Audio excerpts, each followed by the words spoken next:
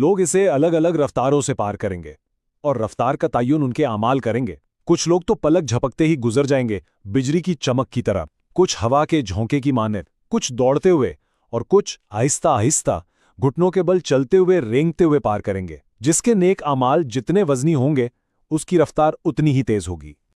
लेकिन इसकी एक तल्ख हकीकत ये भी है कि कुछ ऐसे भी होंगे जिनके अमाल उनका बोझ नहीं उठा पाएंगे, उनके कदम फिसल जाएंगे और वो सीधा जहन्नम की गहराइयों में जा गिरेंगे। तो इस पुल पर दो अंजाम बिल्कुल वाज़े हो जाएंगे। यहाँ एक अजीम तकसीम होगी। एक तरफ वो लोग होंगे जो कामयाब हुए और दूसरी तरफ वो जो नाकाम रहे। और इन दोनों सफ़रों में ज़मीन आसमान का फ़र्क होगा।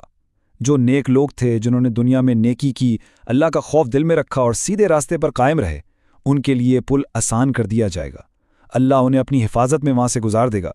लेकिन दूसरी तरफ वो लोग जो गुनाहों में डूबे रहे, जिन्होंने अल्लाह को भुला दिया, उनके लिए यह पुल नाकाबिल तसव्वुर हद तक मुश्किल होगा। उनके कदम बार बार फिसलेंगे और हर लम्हा गिरने का खौफ उन पर तारी होगा। तो इस मुस्तकबिल के वाक़े को जानकर अब हमें देखना यह है कि इसका हमारी आज की ज़िंदगी से क्या ताल्लुक़ है। असल सबक यही है कि इसकी तैयारी यहीं इसी ज़िंदगी में करनी है।